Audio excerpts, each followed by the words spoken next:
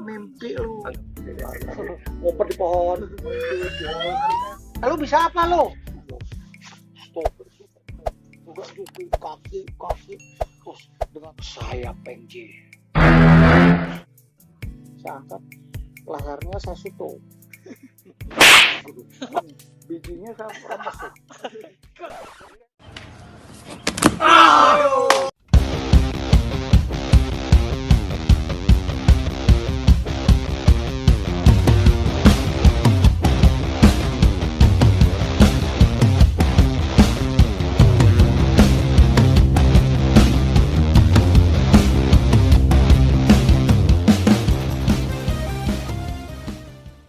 Aku Denpo, suka Denpo.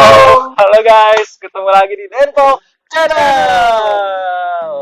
Aduh, gue nyuruh orang tua nih buat nyanyi lagu kita nih. Enak-enak nih. Jadi buat penonton nih, Denpo Channel kita sudah kedatangan legend di dunia karaoke. Bela diri. Ini adalah ayah langsung dari Leon Dozan, yaitu adalah Willy Dozan. Gila. Keren. Ini adalah legend di dunia acting, aktor laga. Gue pernah nonton tuh pas kecil, sering banget filmnya, dan juga nyokap gue tuh sering banget ngefans nonton. Pernah kecil juga ya? Pernah, Pak. Saya lahir nggak langsung 30 umurnya, enggak. Kita mau nanya-nanya, boleh Om? Kita nanya tentang Om nih ya. Jadi Om, menurut informasi yang kita himpun nih Om, kita udah menelaah tadi, kita survei, Om itu kan kalau nggak salah orang Magelang ya, bener? Ya, saya lahir Magelang, besar di Magelang sampai umur 19 tahun. 19 tahun. Kenapa Om milih untuk jadi aktor?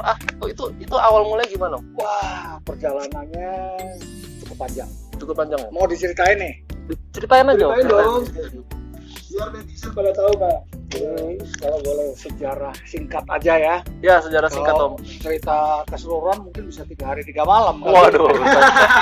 Bisa kejuran di sini ya. Bisa jadi film ya. Jadi waktu kecil saya, keluarga kita, orang tua saya ini orang tua yang berada di Kota Magelang. Cukup berada. Jadi bapak saya ini bekerja sama dengan TNI ya. Zaman dulu TNI itu AMN, Akademi Militer Nasional. Itu zamannya Soekarno. Presiden Soekarno. Benar. Jadi boleh kata ayah saya ini mengabdi kepada pemerintahan Soekarno waktu itu. Jadi membuat seragam tentara, AMN, Le Français, macam-macam segala sesuatunya dikerjakan oleh ayah saya. Nah, masuk ke tahun 65 itu kan pergantian presiden. Jadi ya politik lah ya namanya. Pak Soeharto ya? Ya, Pak Soeharto. Jadi itu semua pengikut atau orang yang bekerja untuk Soekarno itu diganti. Ada pergantian. Artinya digeser lah. Jadi orang-orang Soeharto yang masuk, orang Soekarno boleh kata tersingkir. Ya, itu termasuk ayah saya. Jadi saya waktu kecil tuh tahu persis enggak, cuma merasakan gitu kok. Masuk ke tahun 66, 67, 68, 69, 70 tuh mulai mengalami kesulitan ekonomi. Jadi pada saat itu saya masuk ke usia remaja. Jadi aduh, ini saya masa depannya kemana nih? Sekolah apa enggak nih? Pada saat masuk SMA pun bayaran sekolah udah mulai sulit tuh. Jadi udah mulai ditunda, udah mulai ditegur sama pihak sekolahan ya. Jadi mikir, waduh, ini udah nggak semangat. Sekolah tuh jadi nggak semangat. Jadi saya punya kepandaian yaitu menggambar, melukis. Di samping itu memang saya kecilnya memang hobi bela diri.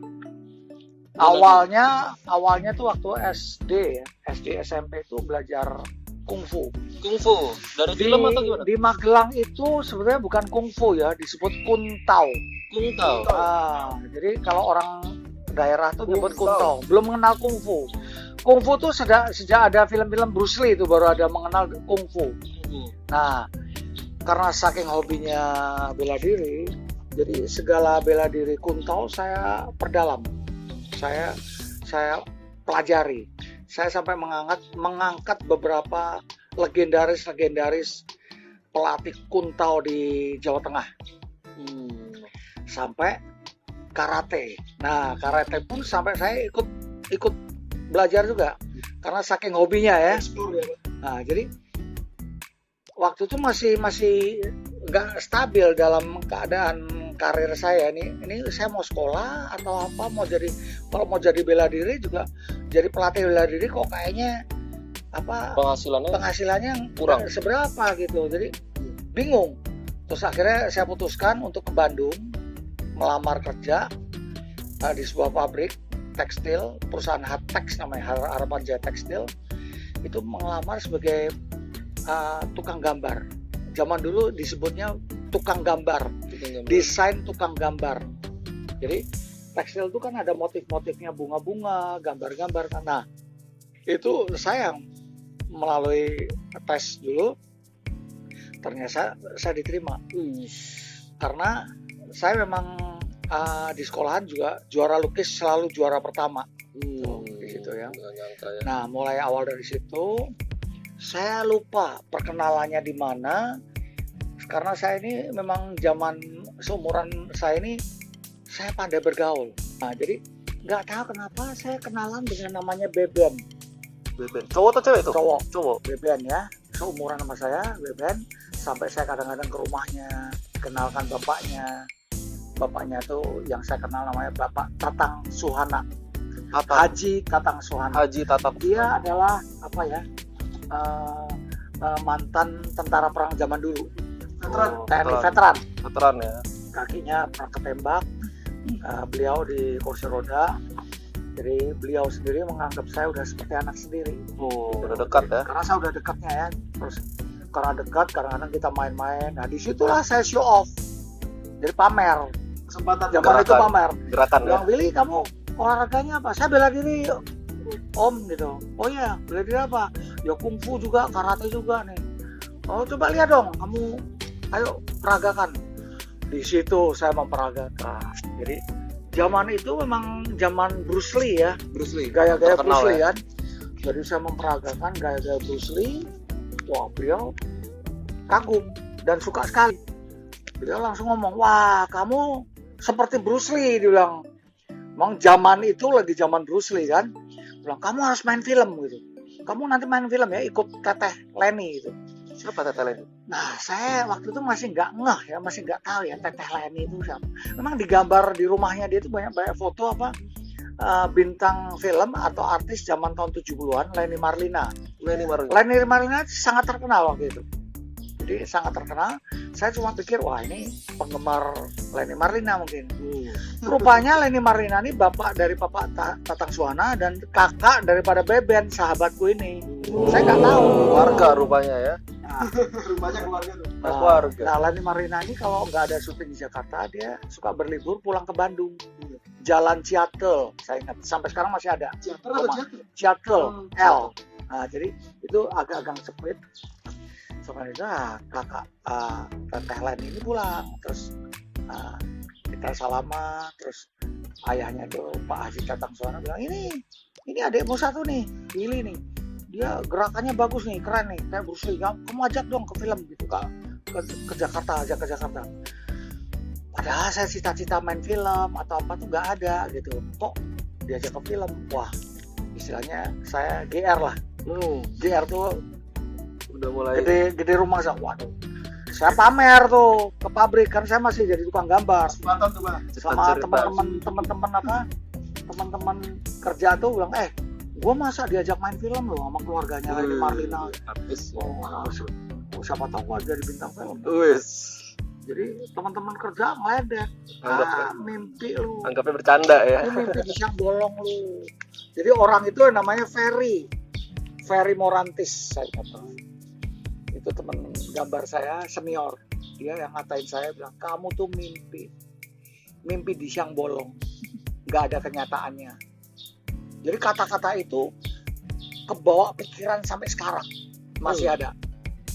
Nah, dan saya perjalanan itu sambil doa, dan Lenny Marita bikin sebuah surat kepada Bapak Rano Timur. Waktu itu Rano Timur dia adalah aktor, sutradara, produser. Dia aktor pertama kali yang memerankan sebagai si buta dari Gua Hantu. Oh, sinetron. Boleh dilihat nanti di YouTube. Nah itu. Jadi saya bawa surat itu ke Jakarta. Nah, karena saya udah memutuskan, wah pengen main film nih. Ya udah, saya berhenti kerja. Om resign langsung dari tempat Iya. itu. Saya berhenti. Saya pikir, wah bayangan saya udah, wah jadi orang film, jadi bintang film. Jadi bawa surat ke sana, diterima, ketemu, cari alamatnya, waduh setengah mati tuh, naik bus jalan kaki, naik bus tuh jalan raya ke PLN Duren 3 Pasar Minggu, itu masih jalan kaki jauh karena busnya tuh nggak bisa turun di situ kan. Jadi sampai juga akhirnya saya bawa surat itu kepada Rano Timur. Beliau adalah sutradara, produser, aktor juga. Dia lihat, dia bilang, wah kita nih lagi nggak bikin film action nih, lagi nggak bikin film laga, lagi bikin film dangdut. Terus dia lihat, ya udah kamu main jadi ini aja, jadi apa, model karaoke-nya. Jadi Elvi Sukaesih itu nyanyi, ditanya saya lari-lari di bawah pohon sawo tuh. Kayak film India gitu lah, slow motion gitu kan. Itu pun masih kaku saya. Masih ditegur sama Rano. Sini lo, pernah pacaran nggak sih? Saya bilang, ya pernah. Ya tapi kaku, mainnya kaku, lembut dong gitu. Jadi kayak film India gitu. Ngumpet di pohon. Jadi saya ini dikasih surat suruh main film action kok malah Jadi film dangdut ya. Aduh, ya udahlah, terima aja lah. Dapat uang kalau salah 10.000. Ya, gaji saya waktu di Bandung tuh 15.000. Berarti itu tahun berapa ya itu Om? Tahun 76 ke 77. 77. Tepatnya 77 awal. Itu film pertama Om sama Elvi Sukaesih berarti. Pertama banget. Tapi dangdut. Nah, Tapi dangdut. Keberuntungan lagi, suaminya Lenny Marina ini namanya Bapak Teguh Arifianto. Ya. Dia punya PH sendiri namanya Tuti Jaya Pictures. Dia bikin iklan. Nah, waktu mau bikin iklan, saya kepake tuh. Saya kepake iklan. Produk apa? Ada dua dia. Satu susu Indomilk. Indomilk. Nah, itu saya mungkin dihapus kali iklan kali. Enggak apa-apa sih Om. Sebut aja. Saya waktu itu dengan gerakan karate, pakai baju karate di Monas tuh. Itu ya dikasih cuma berapa uang jajan lah. Nah, karena itu lumayan berhasil, saya diajak lagi main iklan lagi. Tanco. Wah, Tanco minyak rambut. Hair Cream New Age, namanya Tanco Hair Cream New Age. Itu luar biasa. Luar biasa. Apanya? Maksudnya luar biasa apa? Luar biasa gini. Sutradaranya orang Jepang, kameramennya orang Jepang. Itu tahun 77 tol Jagorawi belum ada. Baru dibikin. Jadi kita syutingnya di tol Jagorawi tapi masih lapangan tuh. Pakai sepeda motor 8 orang mengelilingi angka 8. Namanya juga Tanco Hair Cream New Age. Jadi di situ saya sebagai peran utama iklan itu. Nah, dari situ perjalanan, terus kemudian di kosan saya ingat saya nemuin koran. Koran ini udah bulan Februari. Tapi sekarang udah September. Udah kusam. 7 bulan itu berarti. Dicari pemain pendekar Cina yang jagoan mendampingi peran utama Sandi Suwardi Hasan dalam film Pembalasan Si Pitung Ji. Info casting itu. Udah lama ya. 7 bulan. Alamat sutradaranya di namanya sutradaranya Nawi Ismail di Kebun Kacang Tanah Abang. Alamatnya lengkap. Karena saya keinginan, nah ini semangat, nomor 1 semangat. Jadi jangan lengah dengan semangat. Walaupun ngalamin gagal-gagal, tapi semangat tetap nyala. Berangkat pakai uang seadanya, naik bus, naik oplek waktu oplek sampai masuk gang-gang, ketemulah alamat itu. Pagi subuh saya udah berangkat. Saya khawatir kalau nanti siangan dikit takutnya orangnya nggak ada. Jadi saya sengaja jam 5 pagi sebelum matahari keluar tuh saya udah keluar. Lebih cepat lebih baik, Pak. Nah, sampai di sana tuh kira-kira jam 6:30. Karena nyari-nyari hampir jam 7. Saya di depan pintu, saya nggak berani masuk. Cuma pintu itu agak kebuka, saya ingat tuh. Di situ ada teras, ada pundak-pundakan yang naik 1-2. Nah, itu ada di meja tuh mereka rupanya ada sutradara, Astrada, dan 2-3 kru, ada 5 orang lagi ngopi di situ. Mungkin mereka lagi membahas film itu, mungkin, saya nggak tahu. Jadi saya bilang, selamat pagi Pak, ya, kamu siapa? Itu yang nyaut Astradanya. Bukan PD-nya tuh Bapak ya? Dengan PD-nya. Itu namanya Rossi, aku ingat. Valentina Rossi, bukan ya? Bukan. Kosera Silalahi itu. Siapa kamu? Saya Pak, ini saya bawa koran nih. Koran ini katanya cari pemain ya. Dekar. Pendekar Cina gitu. Saya mau ngelamar Pak. Wih, lu bisa apa lo? Itu dengan gaya Betawinya kan. Jadi si Rossi ini orang Betawi dan Pak Nawi juga orang Betawi. Lu bisa apa lo? Saya bisa bela diri Pak. Ayo coba unjukin. Saya boleh lepas sepatu Pak? Boleh. Ayo unjukin. Nah, kesempatan saya di situ tuh. Saya unjuk gigi itu. Jadi dengan gaya saya yang dibuat-buat, kalau di karate itu kan kata yang divariasi lah. Artinya lo stop, juga kaki, terus dengan teriakan kayak Bruce Lee, wajah. Karena idola Om ya. Mungkin karena semangat banget tuh kan, gayanya oke mungkin ya, dianggap mereka. Itu Pak Nawi Ismail tuh ngeliatin saya terus, saudara sambil pegang cerutu, dia nyuruh ngeliatin terus dipanggil tuh, suruh asal, sini lo, sini, ajak ngopi sama makanan kecil, diajak ngopi. Kamu dari mana? Saya dari Magelang Om. Kamu mau main film? Ya Om, mau Om. Ya, terus mungkin sutradara tuh lihat saya dari atas ke bawah terus dia bisik-bisik sama Astrada. Ini boleh juga nih peran Peng Ji, namanya Peng Ji. Karakternya Peng Ji. Terus boleh tuh nanti syuting diajak aja langsung tuh. Jadi aku nggak ngerti maksudnya. Terus si Rossi panggil saya, sini lu beruntung lu, ini udah sekian bulan, setengah tahun lebih tuh nyari peran si Peng Ji nggak dapat, lu keren lu. Yahut, kalau zaman dulu Yahut tuh Banyak yang ikut itu ya. Zaman sekarang mantul. Yahut dia bilang gini, banyak saingan ini pasti yang kan. casting lebih dari 200 orang. 200 orang ya. Jadi tiap hari datang. Orang lagi semua itu. Kemarin aja ada 12 orang. Jadi ini Gagal semua. Tapi belum berkenan. Jadi ini Babe ini panggilannya sutradara kan Babe. Babe nggak berkenan tuh. Belum nanti dah. Apalagi kita belum mulai syuting ya, masih persiapan. Kira-kira mungkin sebulan lagi kita baru syuting. Wah, saya dalam hati, wah ini mungkin kesempatan ya. Dalam hati ya. Ya udah, kamu nunggu, alamatmu di mana? Saya alamat. Kira-kira sebulan kemudian, benar, saya dapat panggilan syuting. Kalau zaman dulu callingan syuting itu pakai surat selebar segini Di pos ya. ada, enggak di pos, orang naik motor nganter. Jadi nganter ke alamat tuh callingan shooting day, Willy Dawson, lokasi lengkap tuh, lengkap, jam berapa di lokasi, apa-apa lengkap semua. Kalau sekarang mah WA aja. Itu saya lihat, wah kayak mimpi nih. Baru pertama kali dalam hidup saya ini menerima surat calling. Mimpi apa gitu ya Pak? Padahal saya basic acting nggak ada, cuma basicnya bela diri kan. Otodidak aja Zaman nih kan. sekarang kan mungkin screen test, acting, ini enggak, zaman dulu gitu aja. Wah, itu pertama syuting asal di Lenteng Agung, Depok Lenteng Agung. Sekarang kalau nggak salah jadi Margonda City, kalau nggak salah ya. Kalau nggak salah, itu agak masuk, masih ada gedung-gedung zaman Belanda itu pertama kali syuting itu. Nah itu mulai dialog, terus di sana masih ada perkampungan kan.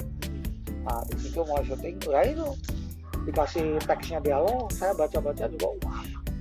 Saya waktu itu masih logatnya logat Jawa ya. Masih Saya kan medok dari ya? Magelang. Medok ya. Oh jadi dialognya kayak gimana Pak? ini ceritanya bapakmu meninggal nih, jadi kamu harus balas dendam nih. Ya ditekskan, saya Peng Ji, saya akan menuntut balas kematian ayah saya. demi langit dan bumi, saya akan turut bersendam kematian. Saya masih medok sekali. Ya diulang sekali, 2 kali, tapi oke juga. Contohnya gimana coba mendongeng? Ya iya kayak gitu lah. Udah nggak bisa Udah mentok. lupa. Udah nggak bisa mentok. Udah nggak bisa mentok. Ini oke aja. Ya udahlah. Jadi saya ngeliatin aja orang syuting, orang acting tuh saya liatin. Pelajarin ya Om ya. Oh begini. Nah, yang jadi masalah adalah fighting scene nih, adegan berantem. Ada yang berantem. Nah, adegan berantem ini kan saya lawan-lawannya senior-senior yang namanya Bapak Muni Kader, Bapak Sandi Suwardi Hasan yang peran utama. Tahu Muni Kader adalah penjahat kan ya. Jadi kita lawan Sandi Suwardi Hasan sebagai CCI. Si Pitung tuh kan ada sahabatnya namanya CCI yang membela rakyat kebenaran tuh. Jadi saya sebelum bergabung sama dia saya sempat salah paham jadi berantem dulu sama dia. Oh. Nah itu fighting scene. Jadi apa ya? Karena apa? Saya kan belum pernah film action. Berapa pengalaman Jadi ya? didesain artinya saya nendang, dia nangkis, mukul nangkis itu. Saya real semua. Nggak ada koreografer di sana. Hajar bener. Jadi koreografernya kita sendiri. Oh, serius? Om gini ya, nanti saya tangkis, saya tendang gini ya, gini kira-kira. Sutradaranya nggak ngaren gitu ya? Ya nggak ngerti, zaman dulu tuh belum ada fighting director. Kita sendiri jadinya ya. Jadi sutradara tuh ngomong ceritanya gini-gini gitu aja Itu gitu. karena fighting, saya dengan keras itu kebentur-bentur, sakit kan, lawanannya teriak-teriak, marah-marah, dan marah-marah bilang, ini syuting nih bukan beneran lo, jangan sok jagoan lo. Wah, saya dikata-katain kata-kata kotor loh.